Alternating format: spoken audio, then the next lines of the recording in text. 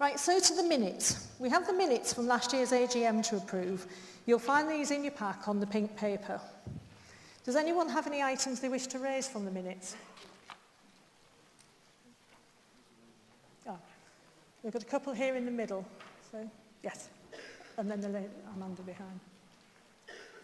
We got anybody with a microphone? Okay. Seem to have lost our microphones. Yep. The lady waving a pink paper in the middle. And if somebody else can be ready for the next question, that would be fantastic. Can you wave your pink paper so they know who you are? Thank you.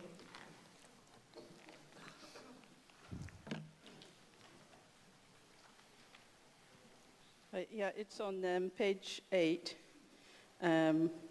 number 2, the general questions and views from members. So I was at the AGM last year, and under bullet point First World War, for example, it's noted that a member made a suggestion, but on the bullet point above that, modern slavery, I did actually ask a question that hasn't been minuted. What's been minuted there instead is the corporate message from Co-op Group, who gave a presentation, which is that people were being encouraged to support the UK campaign for the Modern Slavery Bill. So that's not actually a question or a view from the member, it's just a repetition of what was in Co-op Group's presentation. So I was wondering if in the interest of democracy and consistency in this section, if my question on the campaign about the Modern Slavery Bill could be minuted. Okay, so you've got, yeah. So our secretary will pick that up with you afterwards. Okay, what I had said was the problem is with implementation of this is that there's been no campaign to change the Immigration Act, and I asked if Co-op Group would campaign to change the Immigration Act because, of course, the thing that prevents people from coming forward who are victims of modern slavery is very often fear of immigration enforcement, and the thing that drives people back into the arms of the exploiters is again fear of immigration enforcement. Okay, well, we'll pick that up and make sure we get the right details. Thank you. Lady behind you, Amanda. Hello, again, I was at the AGM last year, page 10, democracy, at the top of the page. My point that I raised last year was about individual members who, through no fault of their own other than moving house, moved from one cooperative into this cooperative. And I asked the society if they would consider, please, and research ways that it might be possible for individuals in what was my situation to be able to join the society and to be able to participate in a shorter time period than that currently allowed, while still protecting against the threat of demutualisation. Yeah. Okay, part of the this year's programme is a governance review, and we'll be taking that matter as part of that this year. Okay, but we will obviously capture the question in here. Thank you. It was just a matter of accuracy for the minutes. Thank you. Okay. Okay, any other questions on the minutes? If not, subject to those amendments. Sorry? Another one. Oh, sorry. Right in front of me. I'm looking right and left and didn't see you. Yeah. Just on a point of procedure, if you didn't attend the last AGM, which I didn't, presumably you do not vote on the acceptance of the minutes. Is that right? That's a normal AGM. I was just checking if that's a normal procedure. Yeah, that's absolutely fine, yes. Well, yeah, that's the correct thing? Yeah. So, can we just make sure the paddles are waved so I can see questions? Has anybody else got any questions on the minutes? Okay. So we now have time for questions on the report and accounts and items arising from Phil's presentation. There will be opportunity for general questions later in the meeting, so if we can confine our questions now to those matters of the annual report and accounts and Phil's presentation, so we can keep track on the timing of the agenda. So I'll come to the floor first of all for some questions before taking online. The people with the paddles can raise. Okay, so I'll take number 4 first of all. Funeral services. Do we have a pod burial? I want to get stuck in the ground without wasting wood and stick a tree up my arse. So I'm ecological.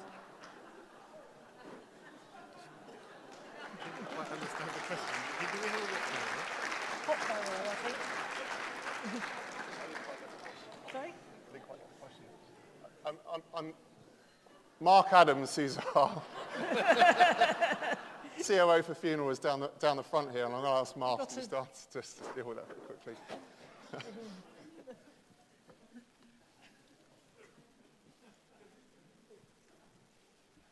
Without stating the obvious, we can do entirely what you want, but no, seriously, those burials are now becoming more and more popular. I'm not sure entirely where you live, but there will be a woodland burial site very nearby. And if you want to come and see me, I can talk about the possibility of providing you a funeral plan to hopefully deliver most of your requirements. Thank you.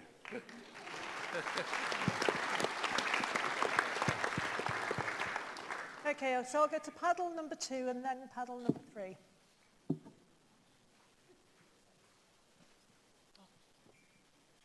I don't want this to be continually morbid, but again on the funeral, our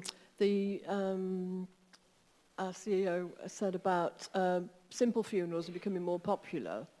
I've unfortunately had to arrange my sister-in-law's funeral in February. We did it through the co-op. We did my brother's 8 years ago through the co-op. We got the plots. We got everything. We didn't have a hearse following. We had it totally with absolutely nothing really.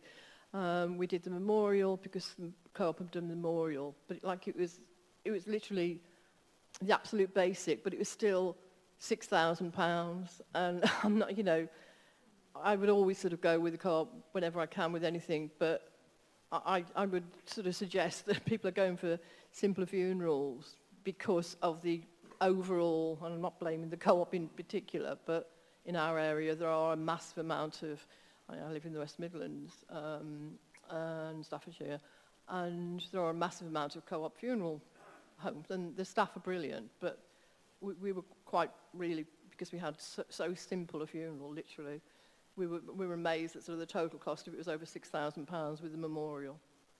Yeah, and I would say that I think, the funeral area is an area where you've not seen a significant amount of change in a long time. Probably the only real changes were the introduction of crematoria, in the past.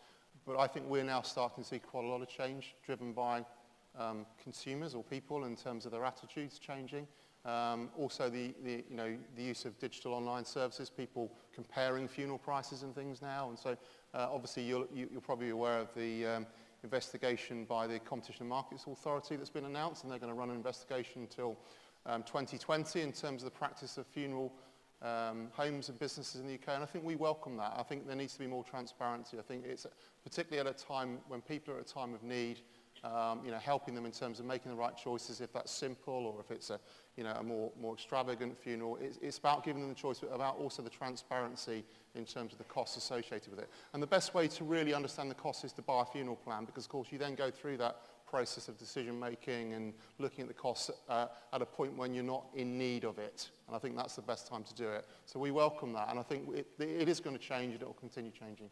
I mean, I agree about the funeral plan. I mean, when my sister-in-law was diagnosed, she was given 3 months. She actually lasted 4 months and 1 day, and I tried to do that, because I first of all asked our local office if you could do that, if somebody had got, if them having a terminal diagnosis would prevent that. But, like so many people, she was in complete denial, and it's one of the things that people don't talk about. I agree, and I think that's something we can do more to help people talk about these things in advance. And but as I said, I think it is changing. I think people are doing more of that, and it's important that we play an active role in that. Thank you. Okay, thank you very much. Number 3. There was a reference to post offices, but post offices weren't referred to as being an independent and identifiable discrete group. Is post office now just absorbed into general food retail, although it's not quite food, or is it a separate unit, and perhaps it was hived off some time ago and I failed to notice? Yeah, we operate the post offices, and there are colleagues working within them. the post offices were run as a discrete group some years ago. But not long after my arrival, they were integrated into the food business. And that's because we feel that to ensure post offices survive for the long term, we need to be more flexible and we need to train more of our colleagues on how to work in post offices. And that means we can meet the peak trading times, particularly at Christmas and times when, you know, it gets very busy. And therefore, the more flexible we are in terms of the way we run them, the more chance they've got of surviving the long term. So we made that move. Still got some work to do in that respect, but that's why we made the move. And I think that's why we're able to take on more offices now, because we can run them in a way that perhaps we couldn't before. Okay, I'm just going to move to an online question that's come in, and then we'll come back into the room. So the question is, can you tell me about the progress of the phone co-op since merging with mid-counties? I know you've covered some of that in your report, Phil, but I'm sure there's more to tell. We have the Chief Exec of the phone co-op here down the front row, and I think Nick could just give us a very quick update on the progress we've made. I mean, I mentioned it in my presentation in terms of obviously the synergies in terms of the businesses, but I know Nick's probably got a bit more to say. Okay, pleasure to take the question and to answer it. So, progress in the phone co-op.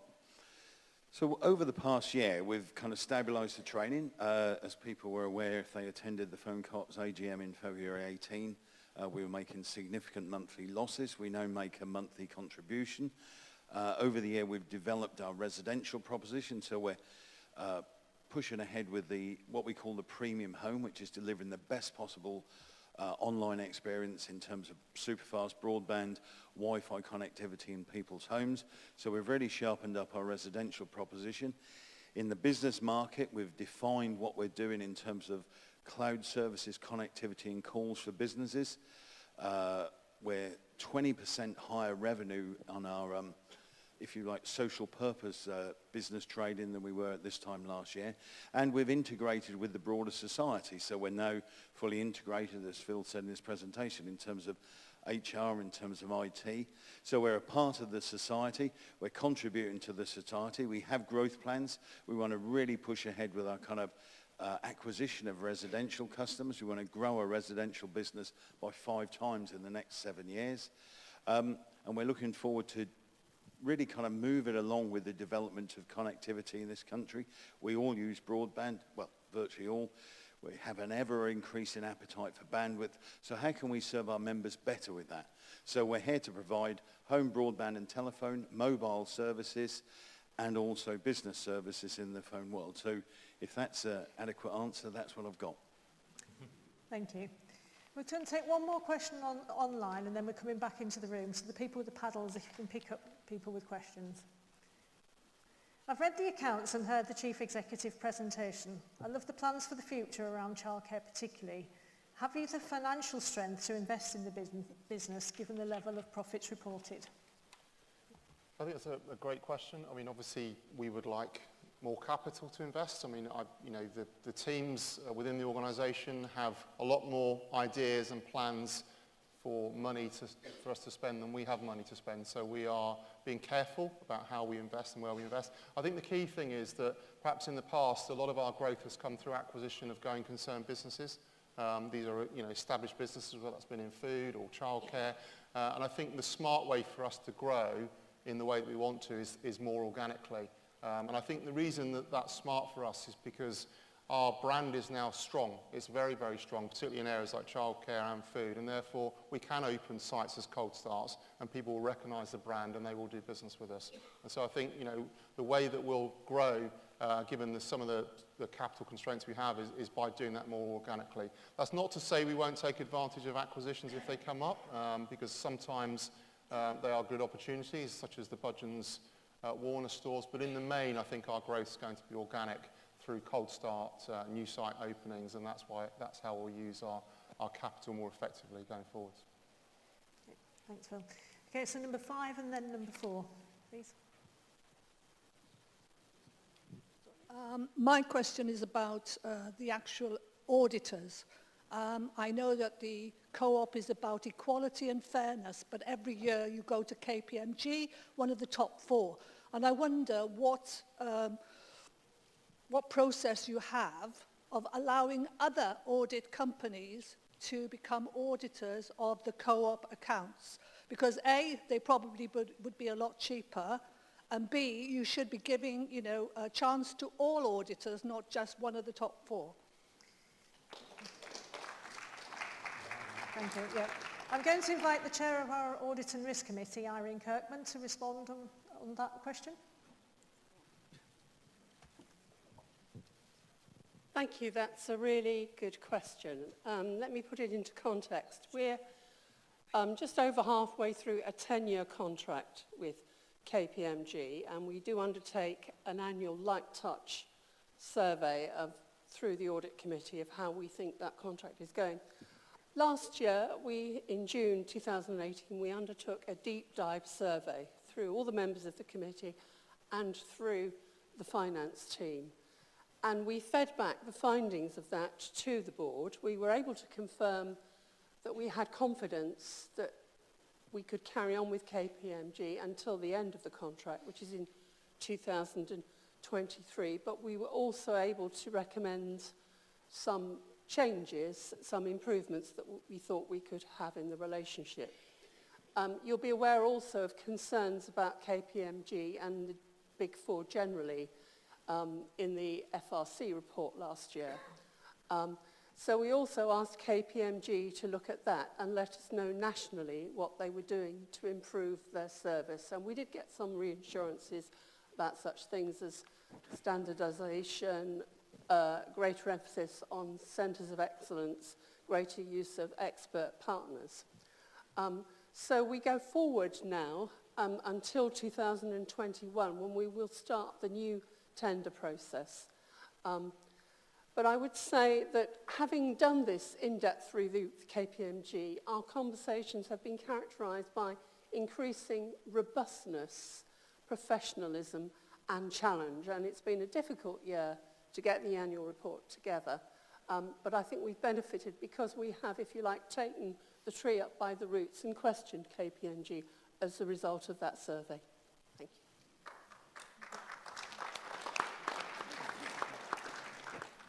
Thank you. Number 4. The lady here. Okay. Hello there.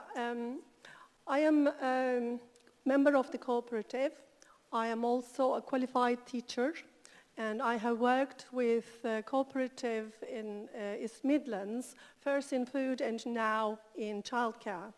Looking at Phil's presentation and knowing that this part of the business did make profit, and also, unfortunately, before me, 2 questions that were related, asking you, can we, address the difficulties within the childcare, and how do we have the strength really to invest? I would actually name the elephant in the room here, because we are having people with qualified teacher status, meaning they have got university degrees, they have got postgrad degrees, and you are putting them, or we are putting them, since I'm also a member, I can say that, we are putting them into a position of somebody like level 3. That is what I should ask now, today, to make it very clear and address this, so that we immediately go on to this, because otherwise, online on e-learning, we are asking, do you have any ideas? What can we do to retain this qualified people? The answer is simple. You recognize their education.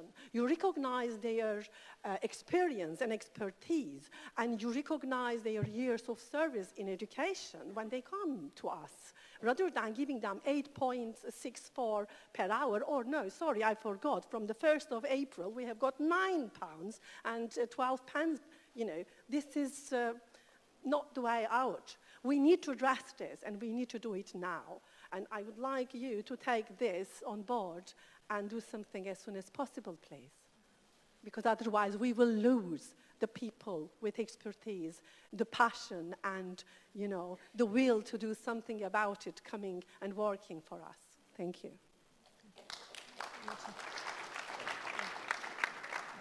Thank you. And I think you've made the right points. And I think, I started my update by talking about our colleagues. And I think the board, the executive are fully aware of how dependent we are on a great group of colleagues in our business, and if we're not prepared to address that through learning, development, investment, then we will lose colleagues. We had a session with the board in January about what we call total reward, and taking a much more holistic approach in terms of our people. So it's not just about pay and bonus and other benefits, it's also about investment in them as people. And the board have challenged me and the executive team to really come up with a strategy that delivers that for the long term. So we're working on that now. We are also now using our REMCO, and I'm sure Matt will pick up on this when he talks a bit later, for a much wider set of areas now than just executive pay. So our REMCO committee are now challenging us in terms of what are we doing for the entire workforce and how are we ensuring that they are getting the right levels of investment. So, your point absolutely right. We do need to do more with it. And, again, I would hope that we're here next year talking to you about a lot of the things that we will have done by that time when we're here next year. Okay. Okay, I've got 4 more questions with paddles, and then I'll realise we are meeting into our break time. So ask those people to keep the questions short, and other people with questions perhaps can come back on the general session later. There's number 5 over here. Question about then the multitude of businesses. Someone else has touched upon the capital issue, and in respect to that I just would ask where the money can come from. We can often think about a membership bond, and I know you did one of those last year. How much was raised on a thing like that, and would that be done on an annual basis? And at the same time, especially in your new role, good luck for the coming year, do we have sufficiency of management to cover all these expertise areas that we've now got to cover? Thank you. Yeah, just in terms of funding, you're right, and we have issued, or we have sought additional member share capital, and I think that's been successful. We're currently looking at how we utilise that going forwards in terms of specifically around growth. And one of the areas we're looking at is our childcare nursery business in terms of how can we utilise member share capital to grow our childcare nursery business for the long-term sustainable future of the organisation. It's absolutely the right thing to do. In terms of the executive team, we've made some changes. As I said earlier, announced yesterday the appointment of Claire Moore, who's our new Chief HR Officer. Pete Westall, a colleague here who has been looking after HR, CSR, co-operative difference, pretty much everything else. We want to make sure that Pete is very much more focused on our co-operative difference and our member engagement, and therefore the creation of the new role of Chief Values Officer, which Pete has taken up, is designed to ensure that our conscience as a cooperative is fully embedded, our DOES values are fully embedded, and that's why he's in that role. So I think we've made the right moves in terms of executive structure, and I'm delighted to have been able to make those 2 appointments, and I think it will put us in good stead for the year ahead. Okay, if I can come to paddle number 1 and then number 4. Thank you very much. I congratulate that question on KPMG. I raised the issue last year, and I got the distinct impression from the board that they were happy with the situation, and we had no financial problems, we the co-op. Since then, not 1 but 2 chairmen of select committees, and they're both Labour, have criticised the arrangement. KPMG were fined, was it £5 million, partly for the damage they did to the co-op bank. And I said, I feel they should stand here in chains and sackcloth and apologise. In the United States, they'd have probably gone to jail. Now, the answer is there's nobody else. Well, my local building society has taken on the idea that the Building Societies Association set up their own auditing company. Perhaps the co-ops could do this too. The other quick thing is, I'm glad the Swedes are here, because I've also asked in the past about a buying group involving co-ops on the continent. Every retailer, apart from the co-op, is in a buying group. Ask the Swedes how they do it. They cooperate with the Norwegian and the Danish co-ops. They're in their own partnership. The third quick question is, I'm a bit disturbed that all the money in the political fund has gone to co-op parties. They did promise years ago that it would go to other groups if they so applied. Have any applied? Are they not encouraged to apply? Do they know there's money there? The co-op party, 4 of whom were in the Labour group that left the Labour Party recently. So we don't need to throw money at that sort of people, although Mrs. Green at the front might disagree with me. Thank you. Irene, did you want to respond on the first point? I'm going to pick up the campaigns fund in the distributions questions because we are running short of time. I think it's a good point about performance of the big 5 auditors. I think I'm right in saying it's 5. And it has been suggested that on the very big multinational firms, perhaps 2 different firms should be working together. In terms of our own situation, obviously we will be welcoming tenders from a wide range of auditors, but I have to emphasise the complexity and the size of the co-op business. So the number of firms who have the capacity to tender are quite limited. And again, I would emphasise the complexity of this year's accounts because of all the challenges with energy. You do need a very large and sophisticated firm like KPMG to be able to provide the expertise to look at all areas of the business. It would be very good in the future if we could look at a cooperative model of that, and I would like to see that emerge. But I think it's going to be quite challenging, but it would be good as a general market thing for more auditors and smaller ones to come forward and perhaps work in consortium. And certainly when we come to the next tender, which starts in 2023, I'm sure we'll be approaching it with an open mind. Well, if you want to respond to the second point. Yeah, I remember you raising the point last year about the international buying group and the opportunity in terms of using the cooperatives across Europe for that purpose. There's been a lot of conversations with other cooperatives, particularly across Europe, around the potential for central buying, particularly with the Italians, who are one of the biggest cooperatives in mainland Europe. I think there's 2 things I'd say. One is the European Cooperatives Assembly is being held in the UK this year in June. I'm attending that, and it will be on the agenda as part of those conversations, and I know there's ongoing conversations with the co-op group about that. And the second thing I would say is that Ben Reid hasn't fully retired. He's on the board of the International Cooperative Alliance, and I'm sure he is there on our behalf asking those very same questions. And if anybody can unlock the opportunities across Europe, I'm sure it's Ben. Okay. So I've got question 4. Panel 3 and 2. I'm going to have to come to you in the general section because we need to draw this to a conclusion. It shows this is Stephen Yeo from Ensham.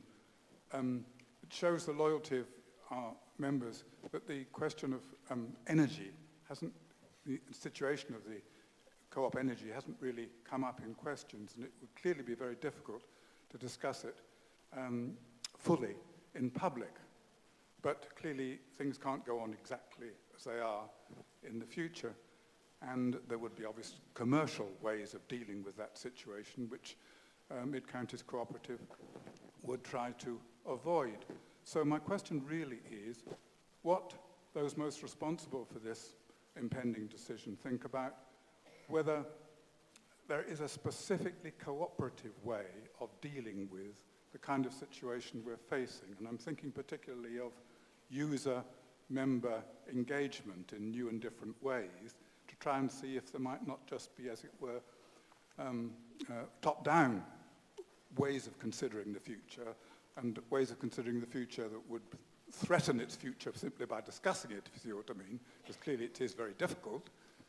So is there a cooperative difference about ways of dealing with the situation we find ourselves in? Not a market one, if you see what I mean, or a modified market one. Yeah, I mean, I think it's a fair point. I think what I was illustrating today is certainly the volatility of the market and the domestic market for energy, and of course the impact that's had on not just our energy business, but most energy businesses, to be frank.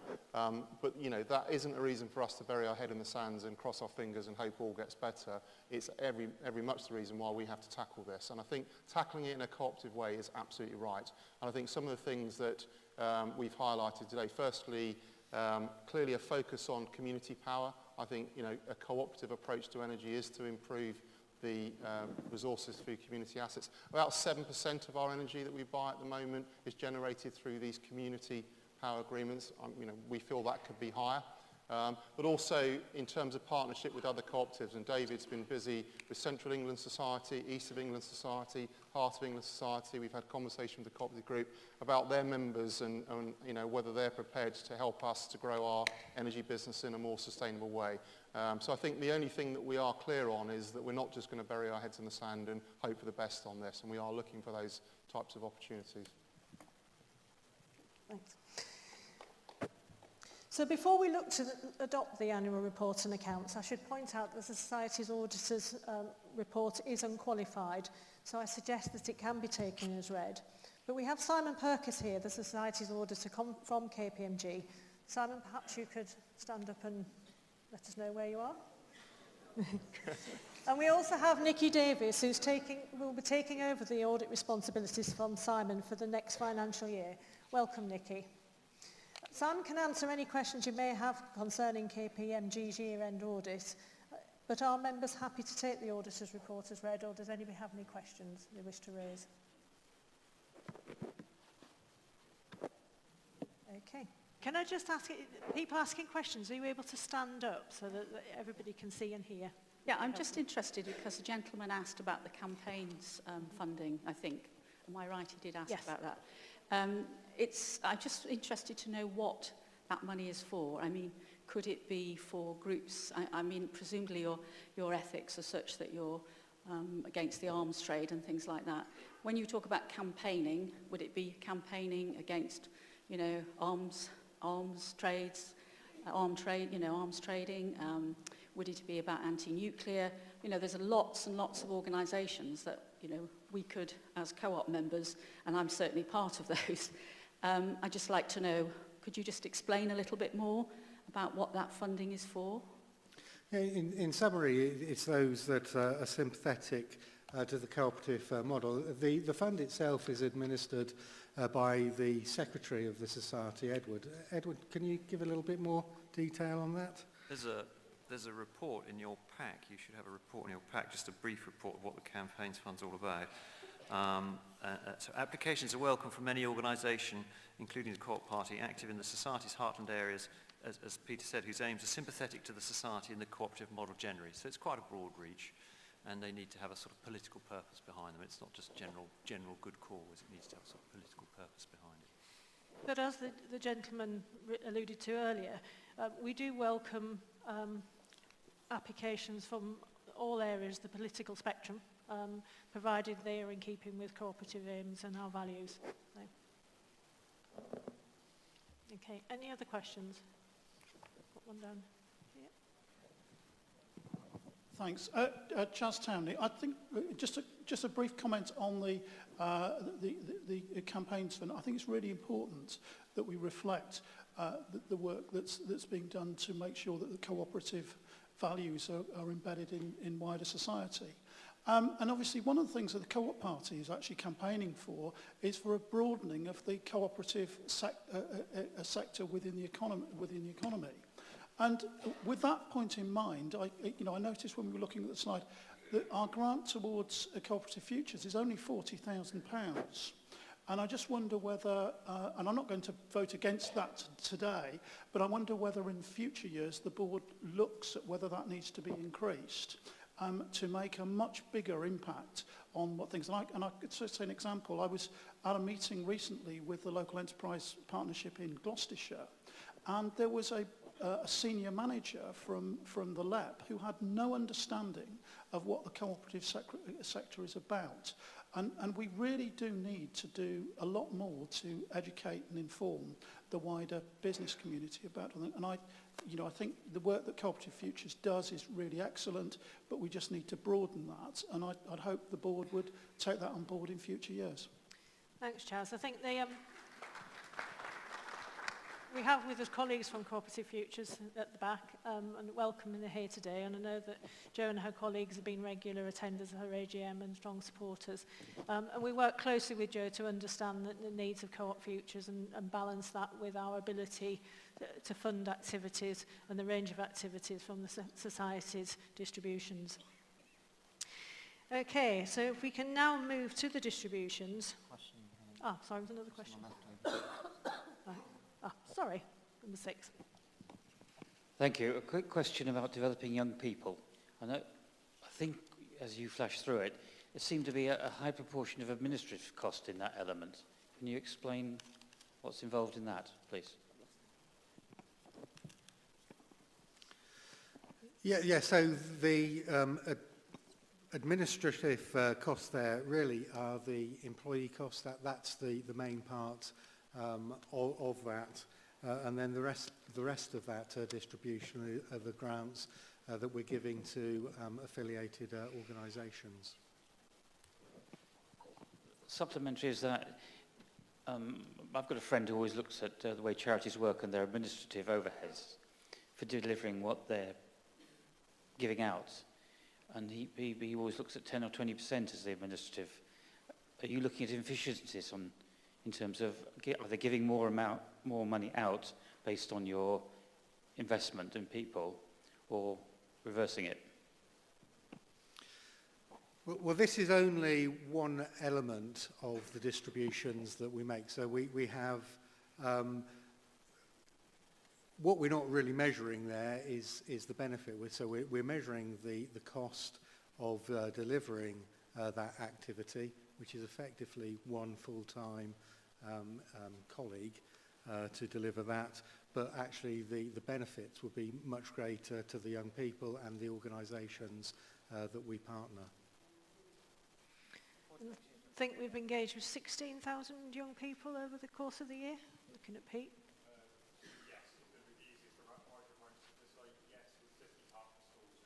Yeah, so 16,000 young people and 50 partner schools. So the monies that you see doesn't reflect, I guess, the outputs and also obviously the volunteering hours that many of our colleagues give to those young people. Have we got any questions on the remuneration report? Okay, we've got a number of people showing. Can we get the lady here? I know was showing earlier on another question and didn't get asked, so I'm going to come to you first and I'll pick up at the back as well. Yes, I can be told that this is the wrong time to raise this question, but it does involve remuneration, but not those thousands of pounds at the top end. I want to know how much you pay the lowest paid of yours in the company, because there is somewhere in one of the reports it seemed to imply that it was the government's national minimum wage, which was a shock. I would have thought it would be the true living wage, as established by the Living Wage Foundation. Can I have a... Yeah, I'm happy to comment on that, and then perhaps Phil can say something as well. So both the national minimum wage and national living wage for workers aged 25 and over increased from £7.83 an hour to £8.21 an hour from April 2019. The Society has agreed to ensure that all colleagues, regardless of age or apprenticeship status, are paid a minimum of £8.38 an hour, so a minimum of 17 pence an hour above the legal threshold, and significantly more than the threshold for our younger colleagues. That represents an increase of just under 5% for our lowest paid colleagues, and that pay rise in April represents an investment by the Society of about 3.1 million for our colleagues. The Voluntary Real Living Wage Foundation have also recently published their guideline rates. This is above the national minimum wage at £9 an hour, with an Oxford rate of £10 and 2 pence an hour, and a London rate of £10.55 an hour. To meet that rate would clearly cost us significantly more. And the board felt it wasn't currently affordable for the Society, and I think Phil might wish to comment on that. As I said, this is the first time that the Remuneration Committee has had a role in looking at the pay of all colleagues, not just the most senior members of the executive team, and this is very much something we'll be looking at, not just pay, but reward in a more holistic way. Thanks, Matt. And, yeah, just to echo those thoughts. I mean, firstly, you may have seen the announcement by Jeremy Corbyn this week and the updates on Labour policy that they will look to include the under-25s in the national living wage if they get into power. We already do that. So I think, that's a positive position that we've held for some time. So we're not discriminating against the under 25s within our workforce, so all ages are treated the same way. We've also had a policy to pay above the national living wage, and this year we've increased that differential. So, we have a plan to gradually increase that differential over time towards the real living wage. Today, we couldn't afford to pay the real living wage across our entire business. The cost to us would be so huge that it would render a lot of our businesses non-viable today. But as we improve our efficiencies, how we invest in technologies, we have a plan agreed with the board to steadily increase the differential over the national minimum wage or national living wage. So I think, the point you made about do we pay at the government set rate? No, we don't. And we pay above that, and we're increasing that differential as each year goes by. And that's our plan to continue to do so. Thank you. Can I come to paddle 2 at the back? Thank you. Again, like the speaker before me, the questioner, I'm not sure this is the right place, but have you done the gender pay audit, and what has that revealed, and what are we planning to do as an organisation about it? Yes, we do gender pay gap reporting. We did it last year, which was the first time, and then we did it again this time. So last year, the gender pay gap was 14.6%. This year, it was 20.5%. So it has gone up slightly. And just for the benefit of members who aren't familiar with how the gender pay gap is calculated, it takes the median average of pay of all female colleagues in the organisation and the average pay of all male colleagues in the organisation, and just takes the difference. So it's, in a complex organisation like ours, it is quite a crude measure. Having said that, I thought I should quickly explain why there is a difference, why that pay gap is 20%. So, the reasons it's increased this year are the recruitment of predominantly men for our energy leadership team, and I think that's an industry-wide problem with a lack of women in senior roles across the energy industry. So that's something we're working on, but couldn't do anything about in the short term. And also the closure of our home news delivery service, which again employed predominantly men on lower wages, and they all left the business in one cohort. So that's the difference between last year and this year. That's why the pay gap's gone up. But what I would also say is I'm exceptionally proud that 50% of our board is made up of women, some amazing women at that. So needless to say, we're absolutely focused on narrowing that gender pay gap wherever possible. Some things we've done recently are the launch of a gender diversity working group, which has seen changes to policy to include flexible working and focus on the diversity of our recruitment panels. So we're absolutely clear that the way to improve that pay gap over the longer term is to have more women coming up through the ranks, and that's something we're working very hard on. Again, I don't know if that's something you wanted to comment on, Phil. Yeah, I think if you look at our wider leadership team, which is about 85 colleagues now, and that is about 50% of that group are now female. So, and young female as well. So I think in terms of that succession planning, it's in place. And I think there isn't an issue with equal pay within the organisation. So it's not about equal pay. So, a man and a woman doing the same job get paid the same regardless of the role they're in. This is about the gender pay gap and the way it's reported from top to bottom in the organisation. And I think, as Matt said, what we are doing a lot of is just looking at what barriers exist for women in particular to progress in organisations. So if that's flexible working opportunities, coming back to work after maternity leave, etc., etc. Those are the things that we're working on to ensure there are no reasons why women wouldn't progress in our organisation or apply for the senior roles in our organisation. Okay, thank you. Paddle number 1 over there. I've been told to stand up.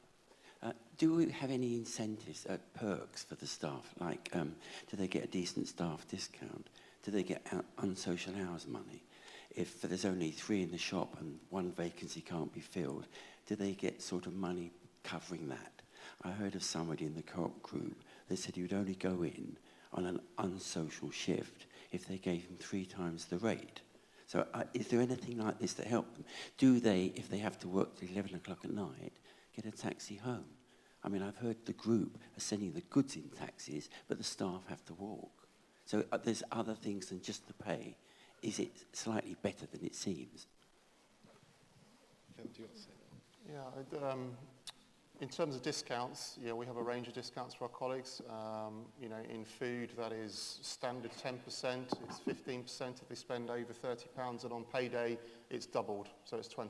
So we introduced that last year because colleagues were saying to us that, you know, when I get paid, I'd rather do my food shop with us, and so we've incentivized them to do a bigger shop. But they also get benefits across all our other services, whether that's in travel, energy, and so on. So a good range of services, and I think when you look at reward, you've got to look at total reward. It's not just about basic pay, it's about all those other elements as well. In terms of unsociable hours payment, I mean, it relates mainly to the food business, where obviously the shops are open for longer.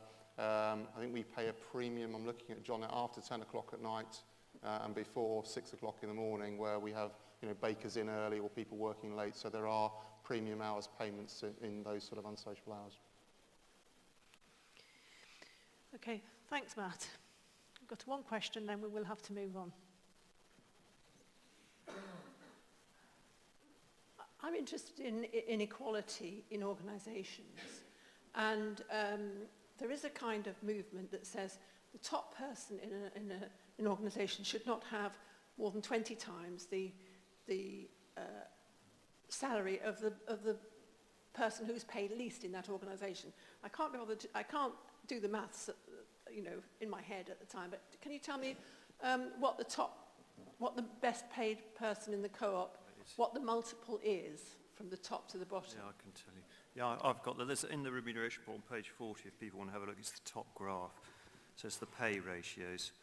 So pre-tax it is, oh no, that's not, sorry, wrong graph.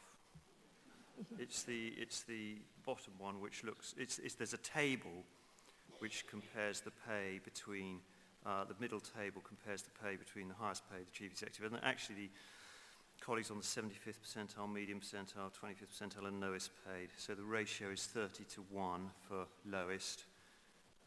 Median is 29 to 1. It's very close. But you'll see that on the REM report on page 40. I think we should move towards 20 times rather. Okay. 30. So we now move to what is always one of the most well-received items during the day, which is opening the floor for general questions. So I've got the question for the gentleman at the back who had raised a hand earlier, and we didn't get an opportunity to come to him. If he can.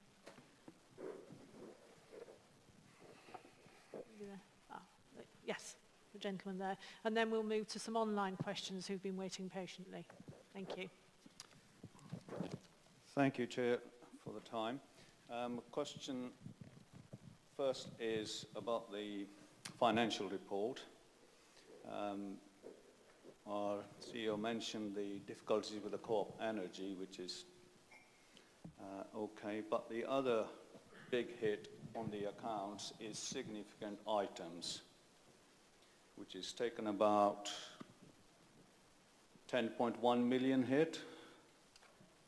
And when you look in the notes, out of that, nearly 8 million is property write-down.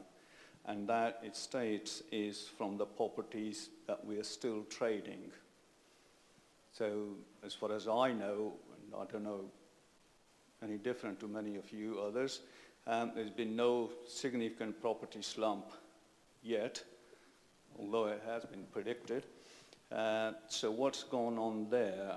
Has it been miscounted in the previous years to make the profit numbers look good, or is it an accounting trick this year to lower the tax liability? That's my first question. And the second is, we're giving quite a reasonable sum for promoting all sorts of things in schools, education, blah, blah, blah. Could we please put it to the powers that be, especially the cooperative party, that the mutual or co-op ownership model is put back on the school curriculums? At the moment, when you do economics or business study, A-level, O-level, or GCSE, the only business models, as far as I know, are taught are the public ownership or private ownership. Thank you. So if we could work towards that. Okay. Thank you. You were Peter. Yeah.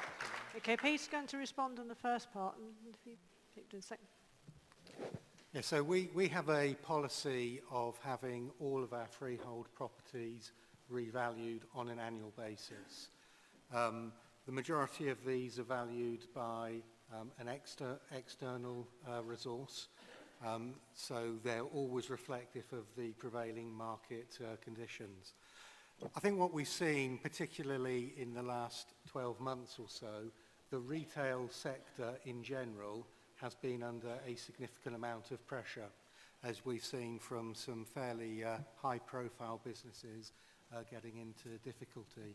So I think, particularly looking at some of the supermarkets, I think that prevailing market condition was reflected in this year's property valuations, leading to that significant write-down in values. And I think that is the risk that we have of revaluing those properties on an annual basis, but that's been our policy for a number of years. Yeah, so I think the point to echo is that it's an independent valuation of our properties, and it's probably reflecting the wider retail position now. You know, we feel food retail is in a strong position generally, but obviously if you look at retail on a wider basis, then they take a more pessimistic view, and I think that's reflected in those property values. It's certainly not anything we've done in terms of tax or anything in that respect, as you said. And I would just agree with you on the point about education and business studies. It's a real frustration for us, and I think we need to do more. My son's done A-level business studies, and he's now at university doing it, and the fact they're not teaching about the co-operative model is a real frustration for us, because it's an important model, and I think a growing model. And so, you know, it's something we've discussed with Co-operatives UK. I don't know if Vivian wants to comment on that, but certainly Ed Mayo and others are keen to sort of see this agenda really push forward in terms of the curriculum for business study students in particular. Yes, this is certainly something that Cooperatives UK, which is the national body I serve as this society's nominee on their board, is very keen to push. And of course we have a close partnership with the Cooperative College, also wanting to get it into the curriculum of universities and you know, tertiary education. So it's absolutely vital. I mean, the co-op movement has over the years had a number of initiatives to bring cooperation into schools, into different aspects of the curriculum, not just business education, but more widely. And that continues. And we do have, of course, a partnership with a number of schools in our area. And there are some 700 around the country cooperative schools, which have a cooperative constitution. And to some degree, and it does vary between them, you will find that cooperation is taught in business and other curricula in those schools. So it is a step forward from where we were some years ago, but I agree with you, we've got a long way to go.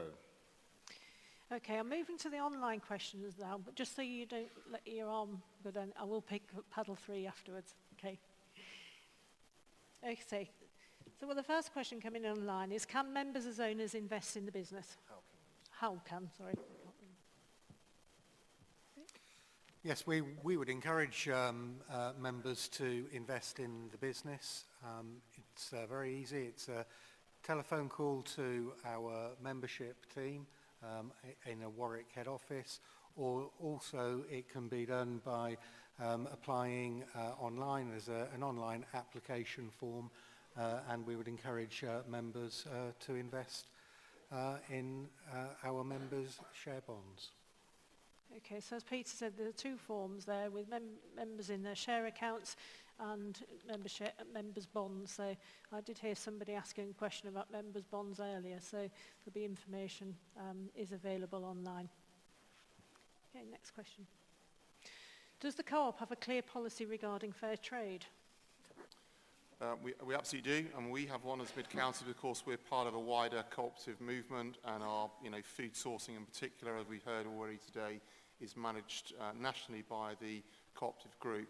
And I think it's important to recognise the cooperative group's ongoing commitment to fair trade at a time when other notable retailers in this country have abandoned fair trade, and some of the big manufacturers as well. The co-op group have reaffirmed their commitment to fair trade across a range of products, and all of our chocolate confectionery, all of our tea, coffee, own brand is fair trade, all of our bananas are fair trade, and I think that commitment has been made. And Mid-Counties, we're very active in supporting Fair Trade Fortnight, and of course today is International World Fair Trade Day. So we're very much still committed to it, and we'll be out and about again next year in February at Fair Trade Fortnight doing what we've done in the past. When we talked about the work that we do with young people, there was a significant amount of work done in Fair Trade Fortnight by many of the colleagues working with local schools and helping young people understand the importance of fair trade. Ooh. Will the individual UK cooperatives ever merge and gain the benefits of scale being, having a single entity board structure? Right. I think this is one for us. It's interesting, obviously, this is coming from one of the members. However, I guess I would speak on behalf of the board to say we are very proud of our independence as an independent cooperative society. You've seen today the underlying core strength in the business that we have. And we've also seen today the underlying core strength in our membership with the questions that you have asked and the challenging questions and the questions challenging us to do more in many of the areas that concern you. And we feel that there is room in the movement for the existing structure, with Co-op Group being obviously the largest society, but as being the largest independent society. And as a board, it's not something that we would choose to consider. I mean, if I can follow up on that, I firmly agree with what Helen's just said, and I think there is a tension, obviously, between, you know, if you like, pure scale efficiencies and the diversity you can get if you have a number of societies. I think we've actually got the best of both worlds, because through FRTS, the federal buying body, we're able to get the economies of scale in terms of cooperative brand, in terms of the buying of pretty well all the products apart from our local products that we see in our food stores, and across other businesses as well. There's some collaboration. So we're getting scale efficiencies without having to give up that diversity. And I think what is important to remember is that having separate cooperatives means that there is more opportunity for innovation. It was this society that pushed forward childcare, that pushed forward energy. You know, we wouldn't have done those things if all the societies had been merged. It's unlikely they would have done that. Now, the group has gone and done some other innovations. They've gone into legal services, for example. I think this is a strength of our movement, and it enables things to be tried in different societies that perhaps can be replicated elsewhere later. So that's something that we would lose if we all combined into one. And I think also the fact that, you know, geographically, it's possible for all of you to come to this meeting. I mean, I shall be at the Manchester next week for the Co-op Group AGM, but it's an awfully long way to travel if you're in the Shetland Islands or in Kent to go to Manchester for that meeting. So actually, there is a degree of proximity here and closeness to the accountability of the board and the management that I think is really valuable. Can I just also add that I think the environment currently is the best that I've seen in my years with the movement, in terms of the discussions that are taking place and the general level of cooperation with other societies. Central England recently appointed a new chief executive, and I know Debbie Robinson has worked with Phil in the past closely. And so I think we're seeing a lot more cooperation amongst cooperatives. We are seeing a better relationship with the Co-op Group, I think it's fair to say. And I think all of these things bode well for the future. So thank you for that question. Okay. Right, so we'll take one from the floor, the one at the back, number 3. Sorry. Hi. Thank you. Phil, when you were talking earlier, you were talking about how we are operating in a tough environment. I think the environment is even tougher for some of our shop workers. So USDOR, the union, did a survey where it showed that our workers are, not just our workers, but all shop workers, are verbally abused, threatened or assaulted nearly once a fortnight. I think that's shocking. Now, apparently the government is asking for a call of evidence, and what I would like to see is that you, us, are contributing to that call of evidence. And also, I'd like to see what we are going to do as an organisation if that statistic has been played out, you know, amongst our workers. Yeah, I mean, thank you for the question. And firstly, I would say that, you know, and I read every incident that occurs in one of our stores involving our colleagues in terms of either verbal abuse, physical abuse, violence attacks, and, you know, one incident is one too many. But you're right, and the statistics that Usdaw have shared are concerning. I think the point I would make here in terms of our involvement is that I'm on the board of the Association of Convenience Stores.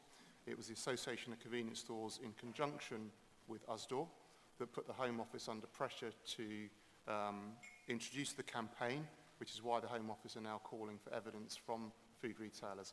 And some of the things that we've been saying as part of that is that we want our people working in our food stores in particular, they are being asked to implement legislative controls. For example, the sale of alcohol.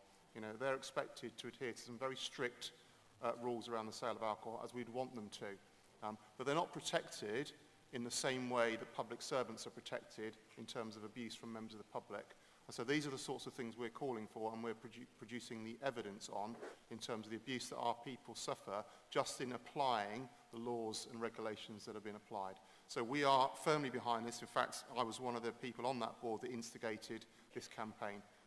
We're doing a lot of work with Usdaw. We support them, their position on this, and the ACS. We are producing the evidence. We are at the forefront of providing this evidence. We're also working nationally with the other cooperatives, the cooperative group, who are also board members of the ACS. So there is very much a joined-up approach to this. And I was just yesterday talking to a couple of MPs in Wolverhampton about this specific issue and the problems that we face in our stores and how we've got to work more collaboratively on these issues.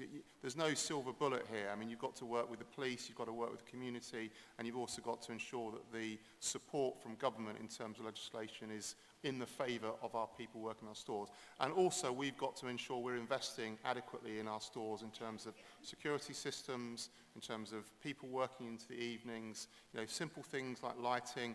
And Mark Taylor, who's here as the head of food operations, has done a lot of work to actually talk to colleagues that have been affected by these incidents to say to them, what could we do more of to help you? You know, and they come up with practical ideas and solutions that we've been implementing. We're currently now running a trial in 12 of our stores in association with the East of England Co-op.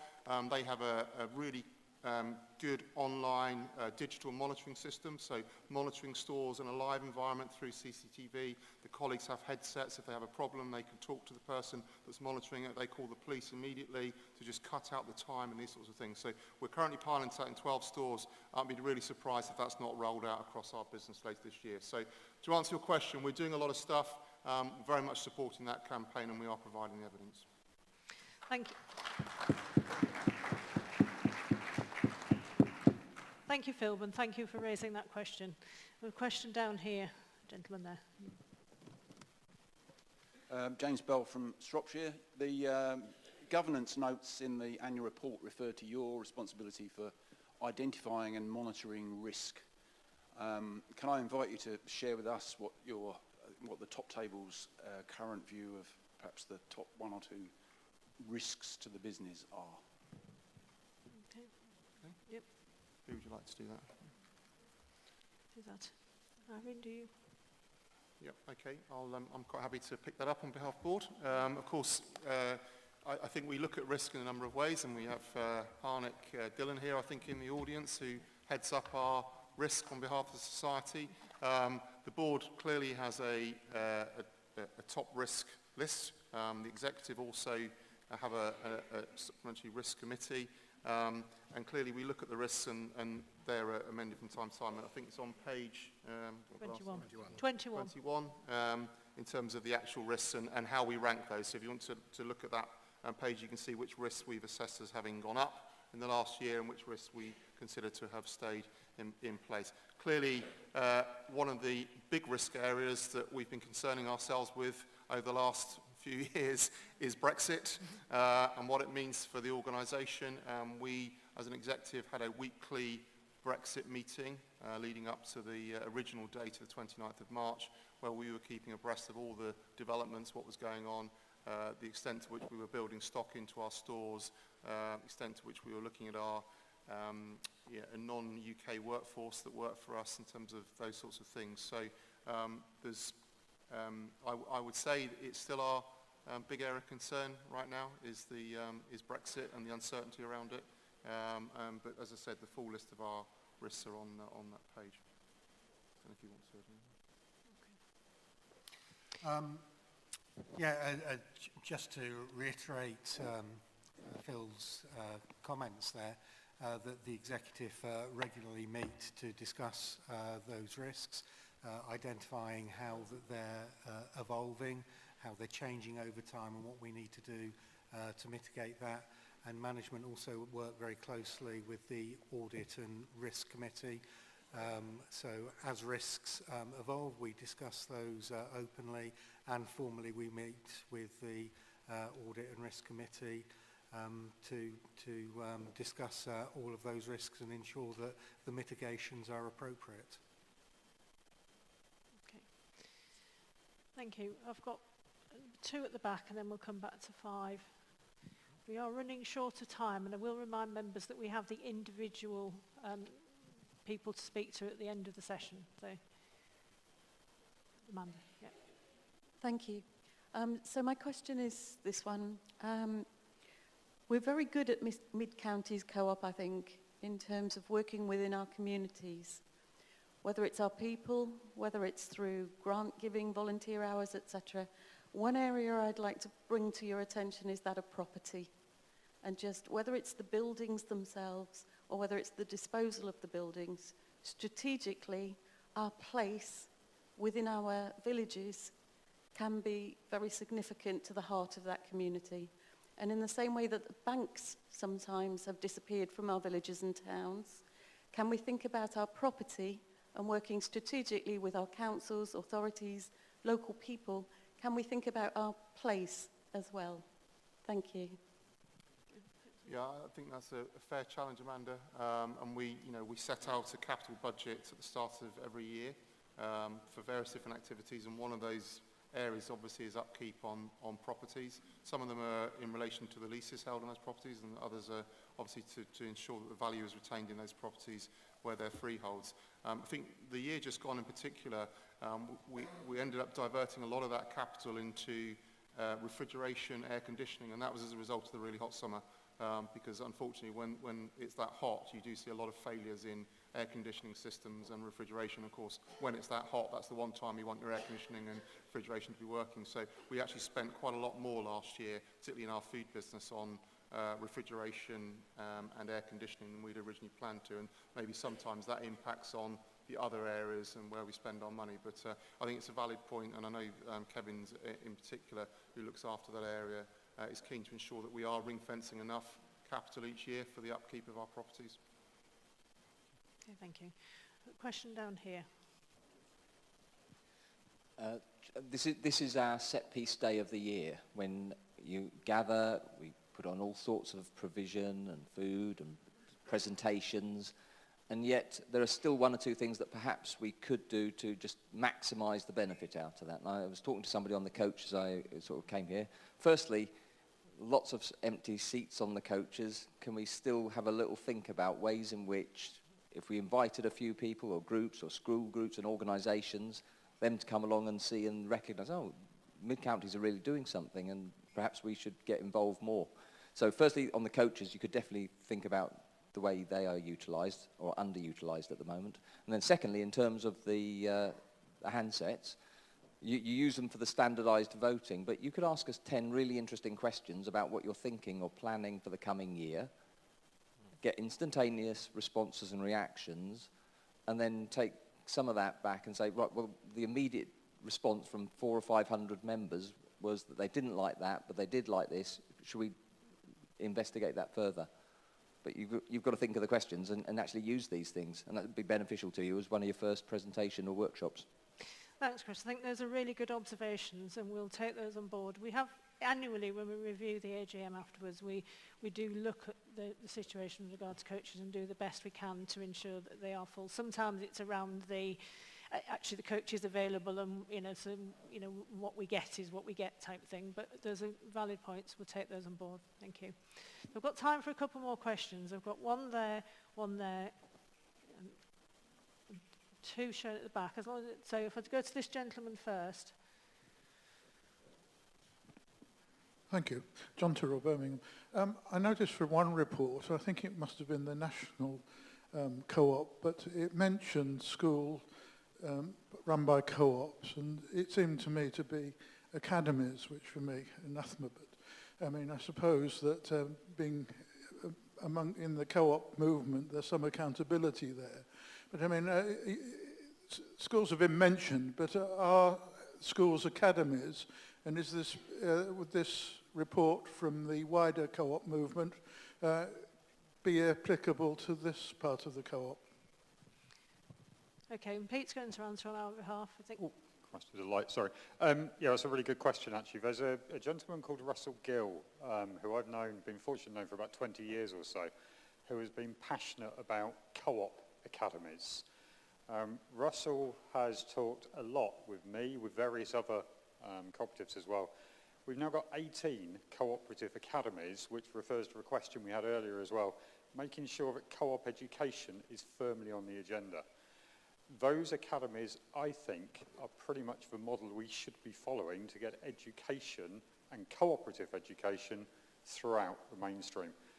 We are in dialogue with Russell, we're in dialogue with the co-op group to see what can we do in our area as well. But frankly, they are doing a great job. I'd support them wholeheartedly. The governance is right to the top of the co-op group. Simple as that. Patrick, did you? I'd just like to say that it's important to state that the Society hasn't got a position for or against academies. A lot of members are very sceptical about the academy model, which when it was set up involved excluding parents and local authorities from representation on local authorities. We're working with them because they exist and trying to make the best of it. That certainly isn't an endorsement of a particular Thatcherite reform which transformed our education system. Thanks, Patrick. So I'm going to take paddle 2, paddle 3, and I've also got Janet in the middle, and I will have to draw the meeting to a close. We've obviously got closing remarks and also conscious of people having to make time for coaches. So if we can have paddle 2 and then paddle 3, please. I'm Brian Morley from Reading. Reading's about as far out as Jupiter from the centre of the Mid-Counties Co-op in terms of member activities and availability of member activities. Indeed, I went into a shop 2 days ago and there was not a single membership leaflet in the display boards. What do you do about making sure that the shops have information to encourage membership and membership involvement? And what are you going to do about the far west, the far east of the society in terms of getting members involved? Firstly, can I just talk about Reading? We opened a new store in Reading this year, and we've got plans, I think, to open another new store in the Reading area in the next 12 months. So it is very much in our thoughts in terms of geographical area for development. I think we also have a really fantastic childcare nursery in the centre of Reading, which is in an old monastery building, which is particularly nice. So I think we are committed to Reading as an area. Reading comes under one of our regional communities, so they are, as involved as an area as any of our other businesses. It's clear that we can do more. I think the point on leaflets is well made, and we'll pick that up, and I'll ask one of my colleagues to just find you at the end and just understand exactly which store that is, so we can put that right. And please keep feeding back. If we need to do more to make people aware of the regional community activity, then let us know, because we're committed to Reading as an area. It's a key part of our trading portfolio, and we want to ensure that the regional community activities are very much known to people in that area. Yes, you've just opened an excellent shop in Woodley. It's a good situation, and I hope that one will be very successful. But it's the membership involvement. We seem so far out. Thank you. Thank you. Okay, number 3. I just realised that climate change wasn't listed amongst the risks, and then there was talk about having to put more energy into air conditioning and cooling the buildings because the temperatures were increasing. Of course, using air conditioning to cool the building only puts more heat outside because energy is being used. So A, it should be on the list, and B, should we perhaps be thinking about redirecting people's favoured choices to products, particularly in food, that are not so energy costly in the first place? So what I would say is obviously we have an estate of 230 food stores, many of which have, older refrigeration and older air conditioning systems, and of course when the sun shines, they fall over, and that's why we have to deal with them at the time. What we have been doing, however, in the last couple of years is firstly the refrigeration we install now is a much more energy efficient refrigeration and doesn't need as much air conditioning to cool the heat generated by the refrigeration. So that was a conscious move we made a few years back. We also put doors on our refrigeration, which effectively means that they need a lot less energy to actually run them, and we put that on obviously frozen food and chilled food. So as we refit our stores and reformat them, we are investing in new technologies which significantly reduces the energy use. I think it's just a reflection on where we are at the moment with our estate, and of course the exceptionally hot weather last year. But I think it's a point well made, and it's very much on our agenda in terms of technologies to decrease energy use. We decreased energy last year, as I said, in my presentation, which was equivalent to about 1,000 tonnes of CO2. So we are reducing energy usage. There's more to be done, and as we refit these food stores, we are particularly keen on ensuring we do that. Okay, thanks, Phil.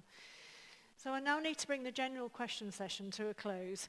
And we do have another small session on the agenda called Any Other Business. So if there's any other business that any members wish to raise. And we've got one there at the back.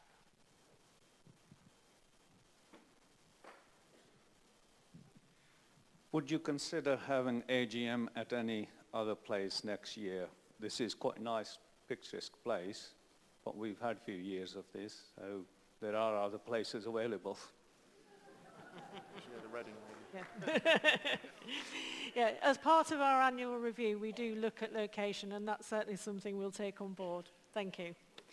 Okay, so this now brings our formal AGM to a close. So it just falls to me now to give thanks to all of our speakers, so community partners and partner organisations who've attended today, and of course to our colleagues for all the hard work in bringing together the AGM.